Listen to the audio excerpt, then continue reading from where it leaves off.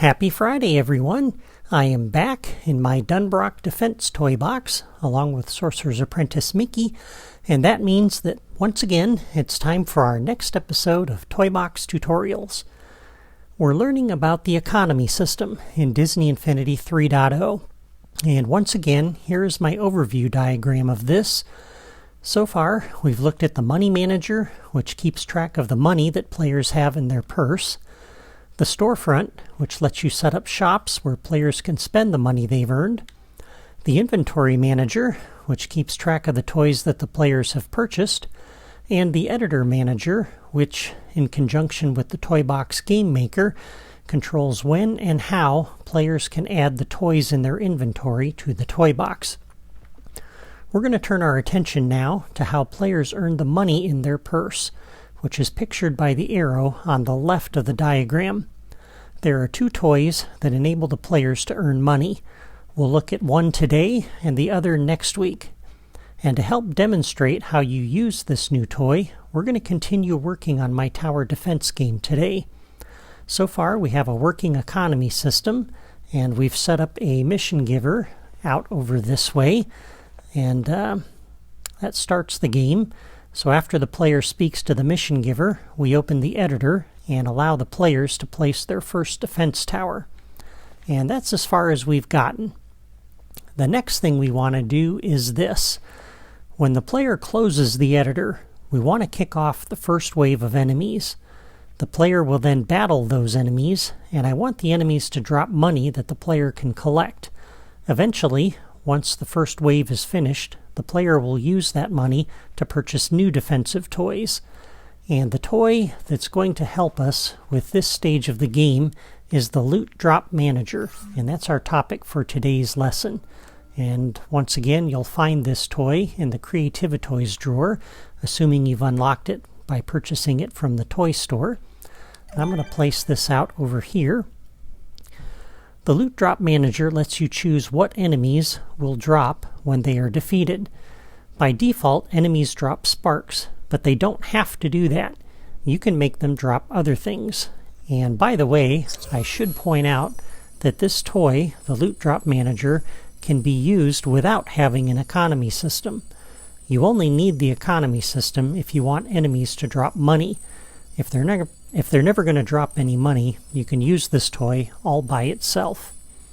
So let's open the logic menu for this, and you'll notice there's properties, and there's actually one property. It's called Auto Collect. When you turn this on, players will automatically collect whatever enemies drop. And if you leave this off, which is the default, the enemies will drop whatever it is out in the environment, and the player has to actually physically touch it to pick it up. I'm going to leave this off for my game. Another option that's here is Edit Loot Pools, and this determines what kind of enemy will drop what kind of items. And if I select that, there are 5 loot pools that you can set up. And to set up a loot pool, we'll select Loot Pool. That brings up another menu that has 2 options, Enemies and Loot. So under Enemies, you can specify what enemies belong to this loot pool, and under Loot, you can specify what they're going to drop. So let's select Enemies first. And this brings up a menu similar to what we see in the Enemy Wave Generator and the Friendly Wave Generator. I'm going to select that, and this brings up all the enemies. And the first thing you'll probably notice is that this is not organized the same way as the Enemy Wave Generator. They're organized differently. So that's kind of a shame that they weren't consistent. But for my tower defense game, I'm using the Dunbrock enemies. So I'm going to pick the Dunbrock Pine Bear, Oak Bear, Swamp Bear, and Mahogany Bear. Those are the 4 enemies that I'm going to use for my game. And you could have just one enemy, or you can have multiple enemies like this. Alright, so those 4 enemies belong to this first loot pool. So I can go ahead and exit out of this. Oh, and by the way, if you look at the menu in the bottom of the screen there, you can take these out if you don't want them, or you change your mind later and decide you want to do something different for that enemy. And I won't demonstrate this. It's the same as it works for the enemy wave generator and other toys. Alright, the second option here is loot. And if we select that, that brings up a similar menu. And if we select the add new option there, that brings up this menu. And there's a whole bunch of things listed in here. The default that you see is none. That's the circle with the line through it. The very first option that's listed here is economy. And you'll notice the little piggy bank icon. That is the same picture that is on the money manager. And you're seeing above that little examples of the kinds of money. You see the coin that we're using. You see the Mickey-shaped balloon. You see the flower. Whatever you've configured your money manager to use for currency, that's what this is going to drop. And so I'll select that for my game because that's what I want. You also have a few packs and tools that you can use. There's 5 of them. So the Pixar Ball, Frying Pan, TNT Pack, Star Command Boost Pack, and Silent Warrior Pack. Unfortunately, not all of the packs and tools are available, just a sampling. You can also have an enemy drop another enemy when it's defeated, like it transforms into something else. And unfortunately, they only list 3 enemies here. Why these particular 3 and none of the others, I'm not quite sure, but there you go. You can also have them drop a special move capsule or a health capsule. There are some collectibles here that you can have them drop, and again, this is a small sampling. Just these, basically. 3 rings, the armored orbs, challenge orbs, and the Kiln and Dunbrock collectibles, and this blue dungeon pickup, and that's it. None of the other collectibles are available. And I should point out that unfortunately the collectibles that are dropped by enemies using the Loot Drop Manager will not be recognized by the collectible tracker. So if you want to do something when an enemy drops this, for example this key, and the player picks that up, you can't key off of the fact that the player picked that up. There's no way to detect that because, again, the collectible tracker won't recognize that. I don't know why, if that's an oversight or a bug, but it's something to be aware of. And finally, you have all kinds of sidekick gear that you could have an enemy drop. Not sure. If you're not using sidekicks, that doesn't help you at all. But that is pretty much the rest of this list, is just sidekick gear. And pretty much all of the sidekick gear that's available is listed here. And that's it. That's all you have available to you for options for loot. And that's unfortunate because there are so many other collectibles, there's so many other packs and tools and enemies and things that could be used here but aren't.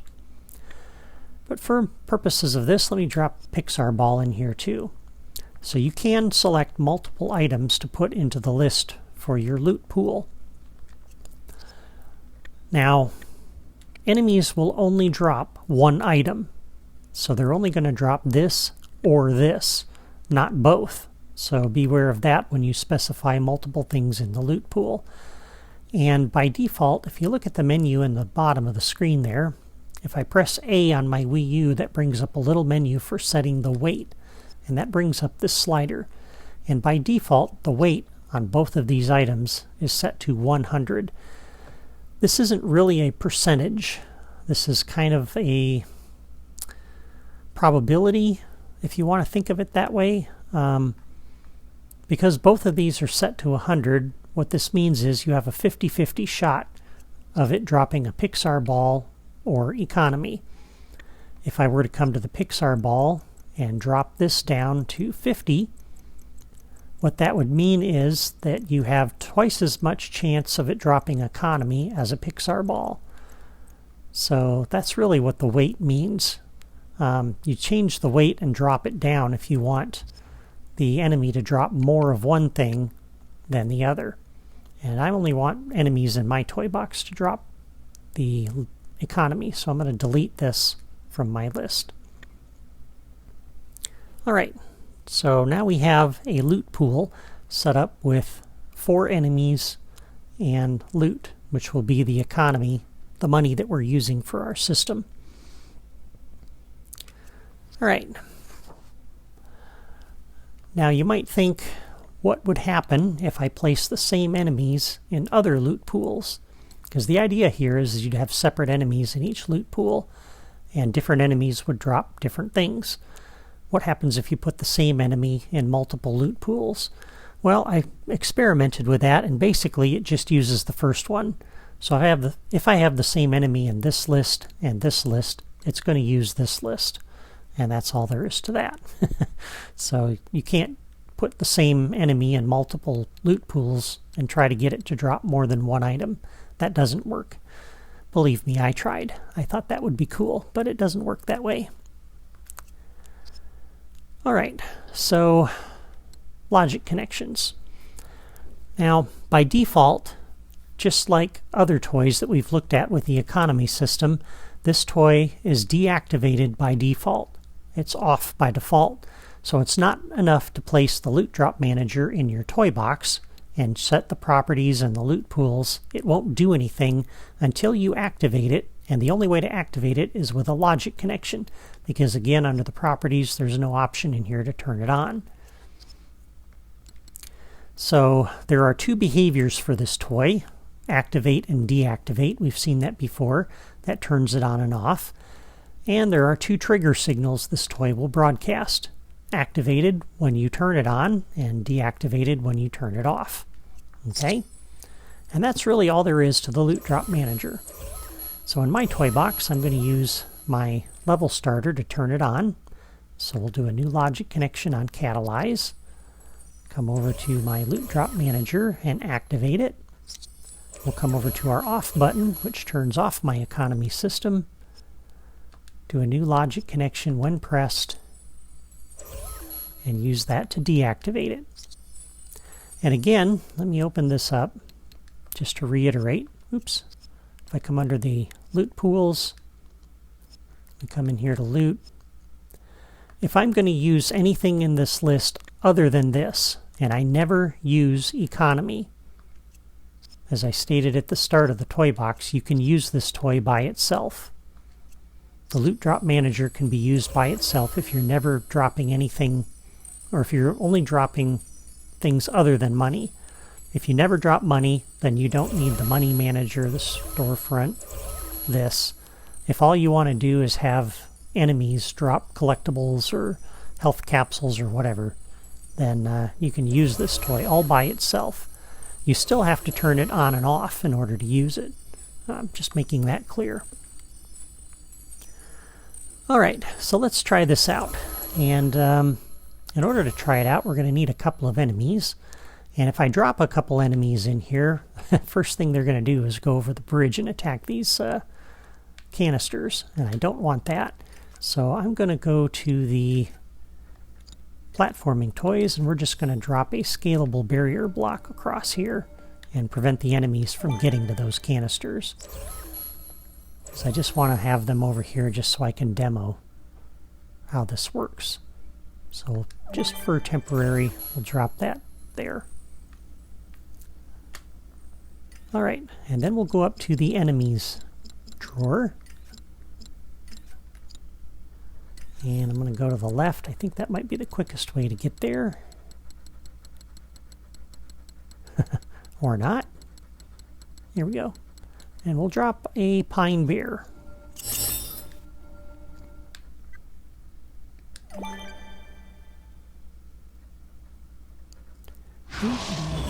Okay. And let's just watch him for a moment. I don't believe he can get to those canisters. He's going to try. And he's just going to run into the scalable barrier block. That's actually fine.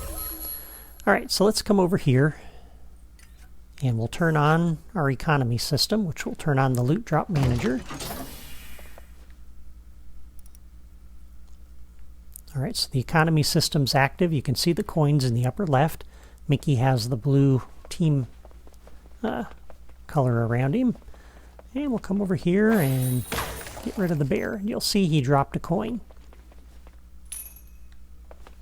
And we picked it up, and our coins, our money went up by 1. So it went from 20 to 21. You see that in the upper left.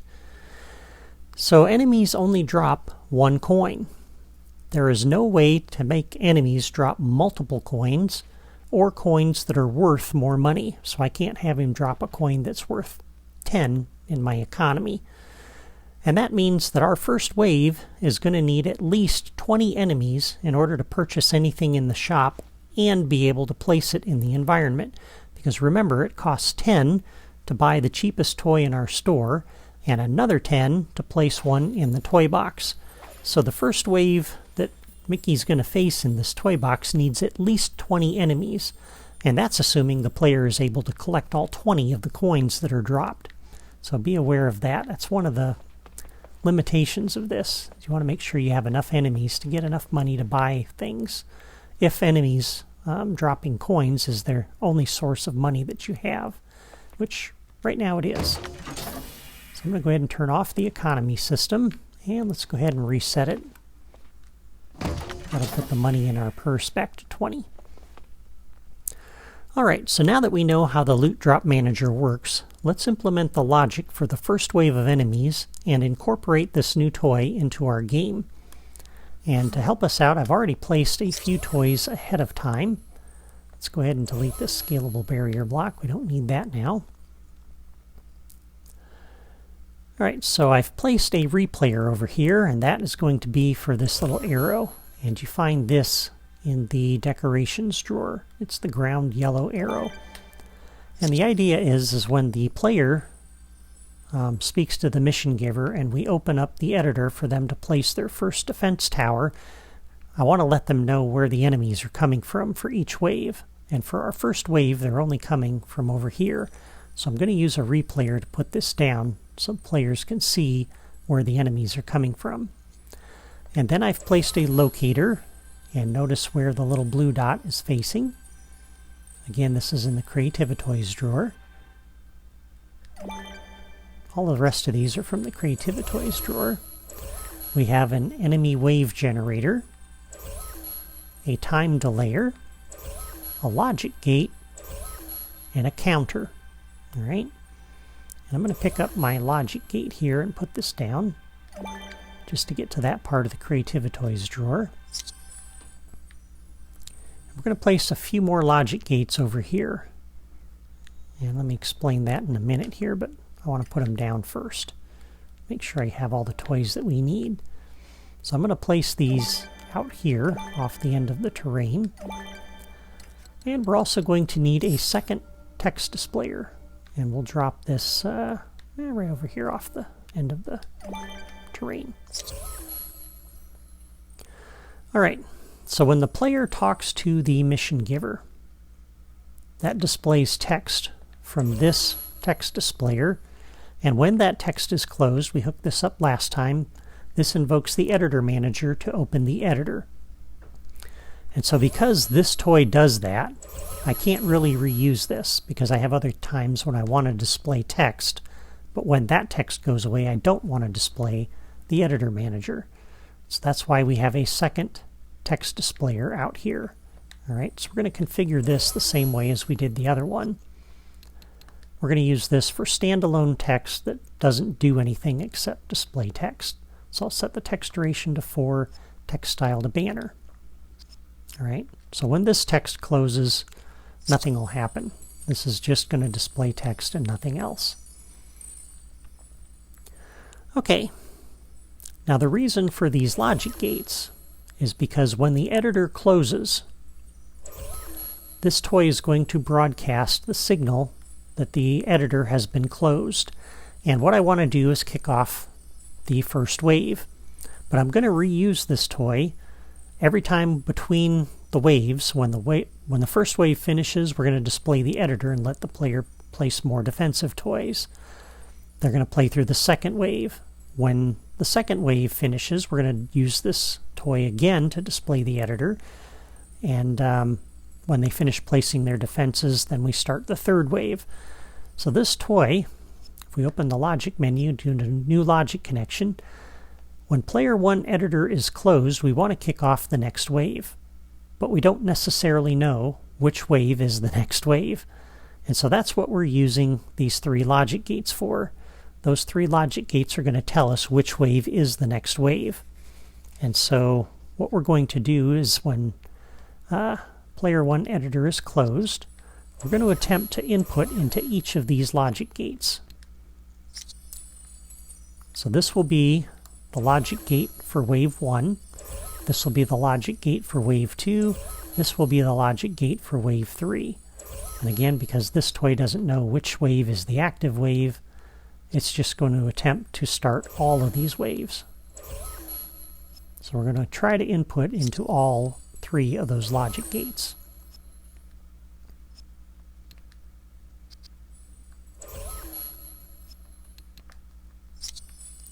Now only one of these will be active, or open rather. Only one of these 3 logic gates will be open at a time. So for the first wave, we only want this one to be open. So we're going to come over to our level starter. I'm going to do a new logic connection on Catalyze. We're going to come over to our first gate, make sure that's open. And on the level starter, new logic connection on Catalyze. We'll close the other 2 gates.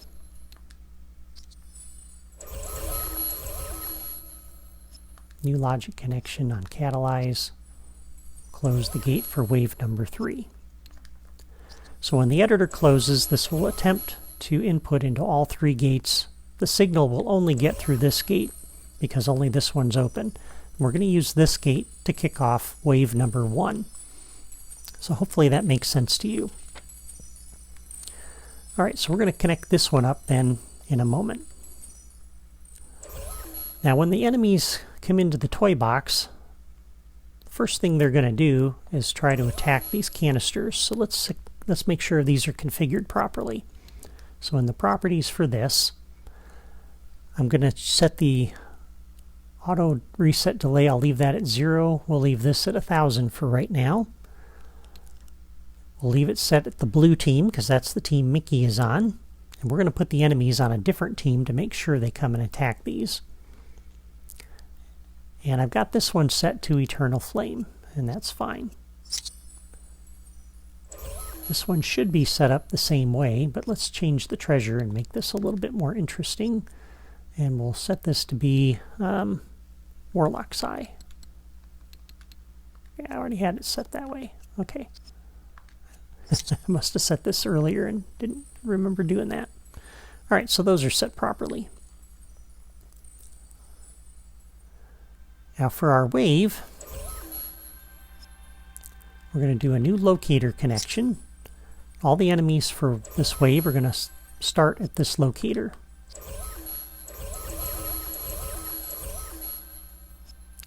And we'll come down to configure the wave. And for our first wave, we're just going to use the Pine Bear. So we'll scroll down until we find those. So we'll use the Pine Bear. We'll start off with an easy wave. And I'm going to set the count on this to 4. Okay?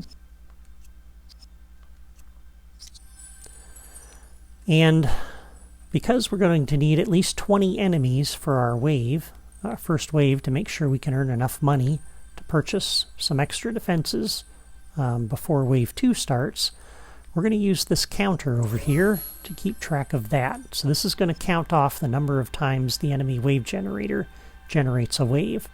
So on the properties, I'm going to set the target count to 5. Okay? And if you want, you could set the count over here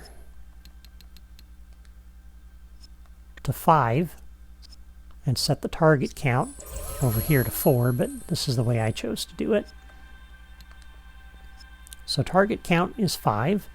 We're going to turn off the visible display. We'll leave this set at 0. We'll leave that set at off.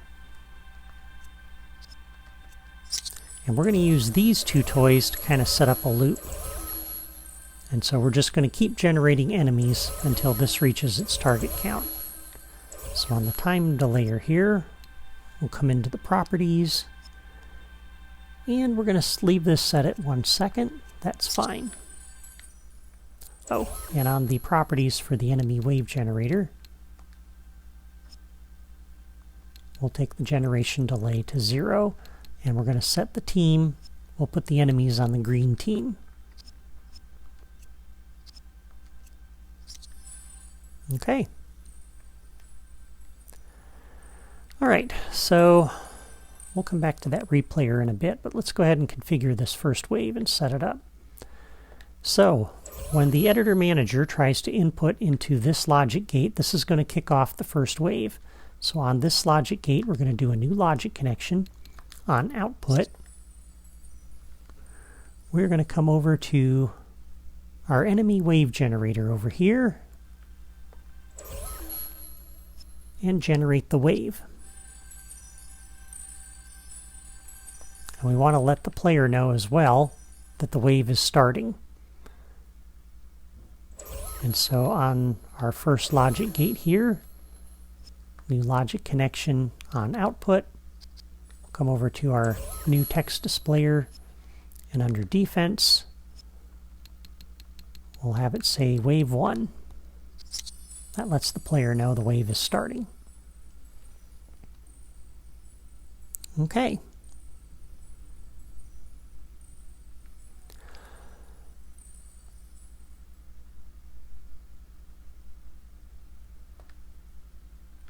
And then now that the wave is generated, we can close that first logic gate. So on here, we'll do a new logic connection. When the wave is generated, we'll come back over to that first logic gate and close it, because wave 1 has now started. We'll never start wave 1 again in our game, so we don't need that open. All right. So the enemy, or the player, battles those enemies, and once they're defeated, we need to replenish the enemies. And again, we're going to do that 5 times. So on the enemy wave generator, a new logic connection.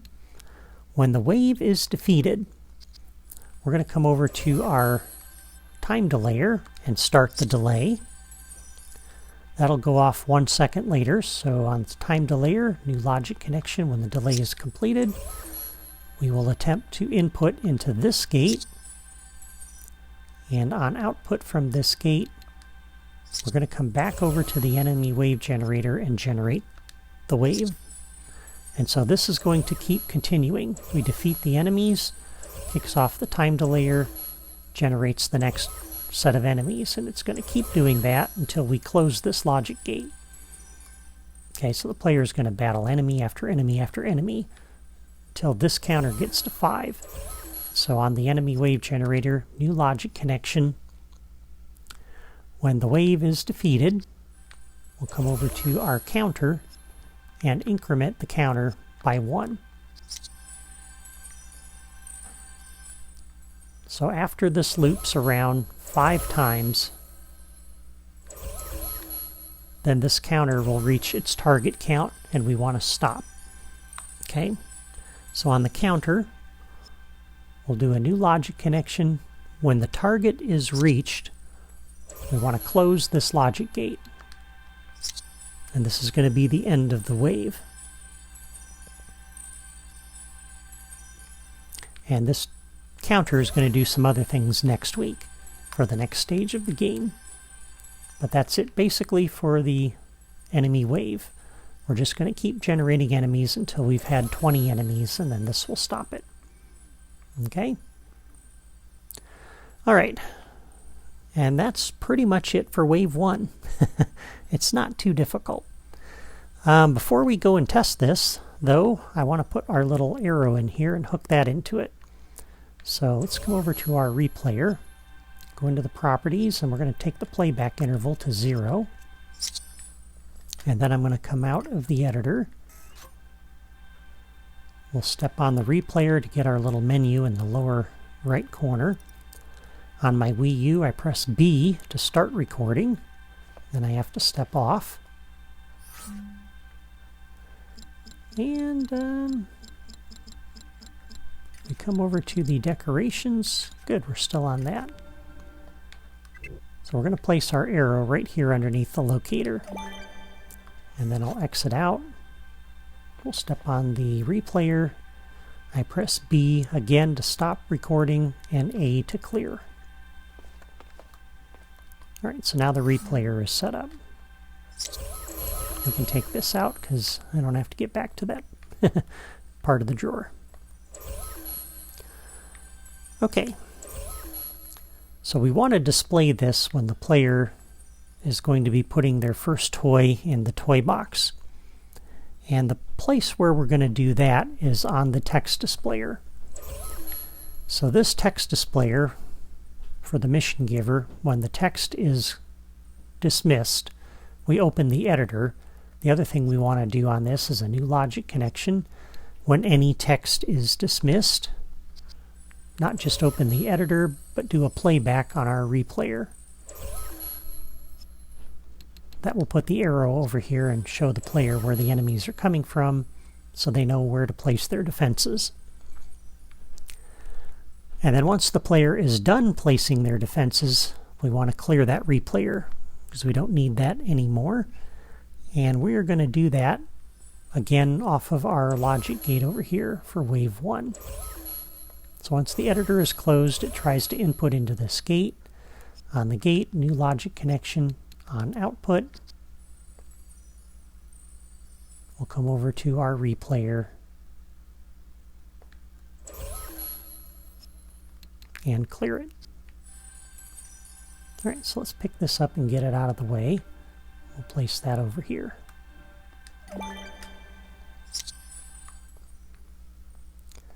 Alright, and I think that is it for the logic that we need for this today. We already have all of the logic from last time. We've got everything from here. Our loot drop manager is set up and ready to go. And I think that is it. Let me just do a quick double check here. I made sure the properties are set on the treasure canisters. Loot pool is set up and ready to go. Yes, I think we are ready to go. All right. So at this point, before we test this, let's go ahead and save our game. And I loaded up defense build number 1. Let's go ahead and save it as defense build 2. Just in case something goes wrong, we can always get back to that point. Again, I try to keep 2 save backups, and I switch between the 2 when I save, so that I don't lose anything if I screw up along the way. And now we just wait for that to finish. And there we go. So we're all set. Alright, let's try it out. So let's activate our economy system. So we have our money, we have our blue outline. Let's go talk to our mission giver. Doo-doo-doo-doo-doo.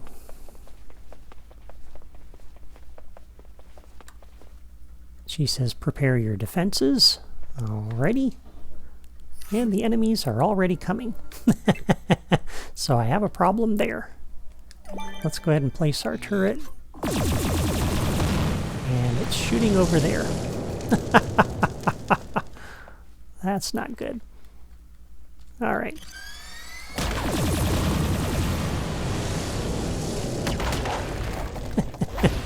Well, you can see the loot drop manager is working anyway. He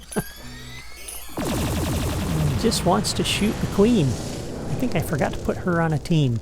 She should be on the blue team with me. But you can see the enemies are spawning over there, so we have our cycle going. So we can pick up the coins and just basically take care of these guys ourselves. Fortunately, I don't think that cannon's actually going to kill the queen.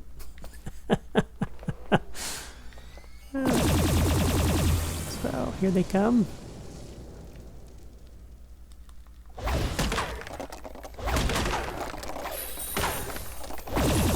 Alright, so that's the third set. We have 2 more sets to go.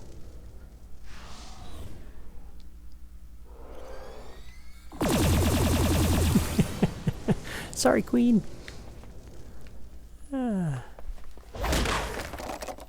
Even me can forget something when I build a game. Right, there should be one more. Yeah, here we go. This is the last of the 5 waves of enemies here that make up the first wave.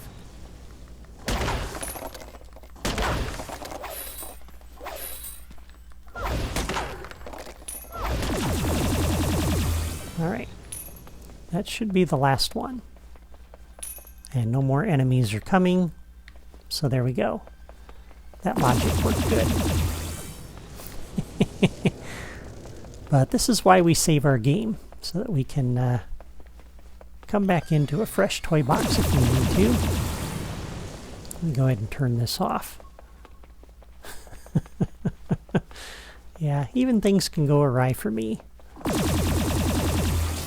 But again, the main thing is don't panic when that happens.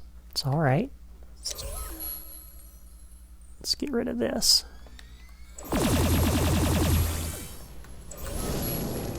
There we go. Alright, so at this point, I'm going to go ahead and exit out of my toy box and reload it. And I'll be back in just a moment. Okay, I have reloaded my toy box. Let's come over here and turn things off. I loaded up the build2 file.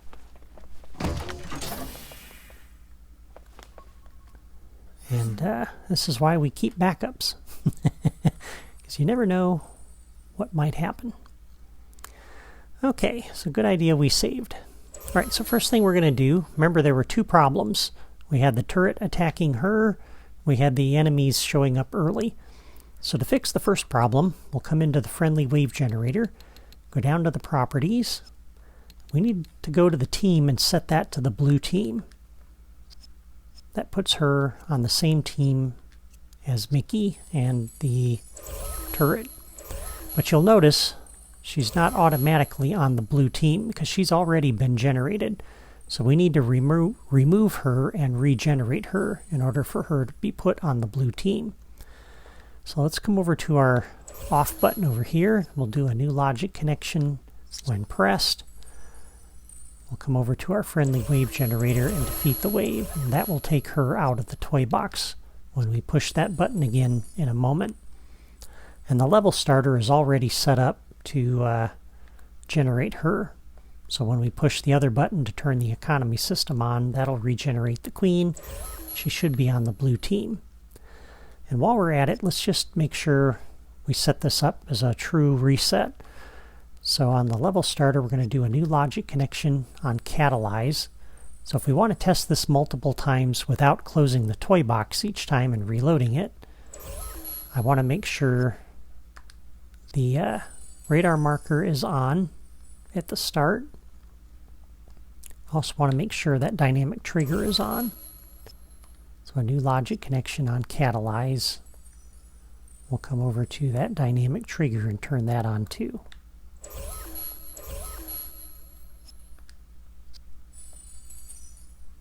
And again, if we want to test this multiple times, we'll also need to reset the counter that we added.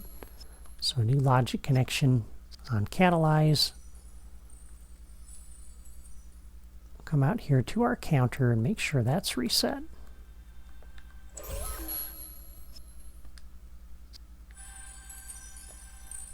Okay, that takes care of the first problem. Now the second problem's a little trickier. I did a little bit of research and I traced the problem to the text displayer over here. Last time I had hooked up the text displayer so that when text was dismissed, it would display the editor. But I only made one connection, or at least I only remember making one connection, and this shows I have 2 connections. And if I open this up, the first one is the connection that I made last episode. When any text is dismissed, it opens the editor.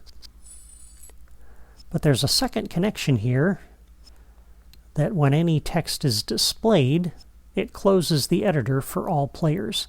I do not remember making that connection. I might have to go back and review that video, but I don't remember making that connection. But I think what happened is when this text was displayed to prepare your defenses, it forced this to close the editor for all players, and that in turn broadcast the trigger signal, which then went through this logic gate and started the first wave early. And so I don't want this logic connection. Not sure how it got there, but if you see the same thing on yours, you can come in here, go to that second link for any text displayed, and delete that link. And that will solve that problem.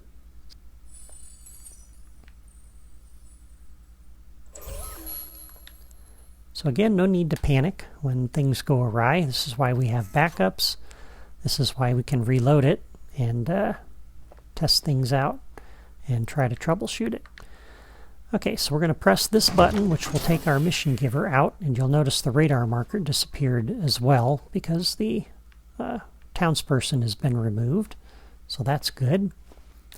And before we invoke that button, let's go ahead and save before we test this again. So once again, I will override my default, my Defense Build 2 file. Now that we've fixed those couple of little problems, and we'll try this out, make sure that it works, and then we'll be done for the day.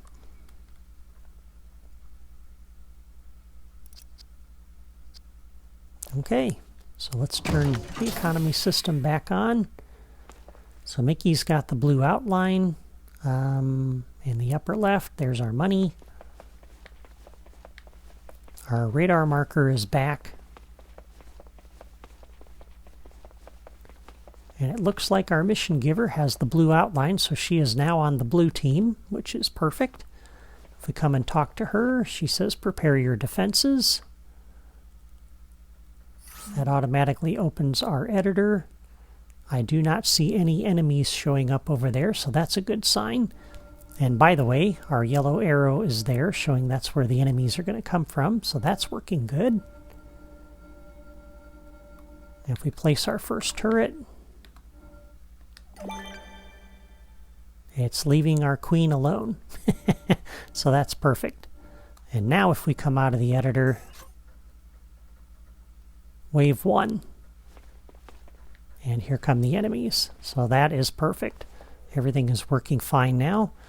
And I could continue battling these guys and go through this again, but you've already seen that, so we don't need to demonstrate that again. We already know the loot drop manager is working. I love it. Woohoo. And it is indeed working, so we're good to go. So that's it for the Loot Drop Manager. Next time, we'll look at the other way to earn money in the toy box, which is the Loot Chest. And I'll demonstrate several different ways you can use that toy. You might be surprised to see what I've been able to do with it. Well, that's all for me today. I hope you found this tutorial helpful, and if you did, please hit the like button and leave a comment to let me know. As always, you can subscribe to my channel by clicking my photo in the lower right corner of this video. You can also follow me on my blog. Thanks for watching. Have a great weekend.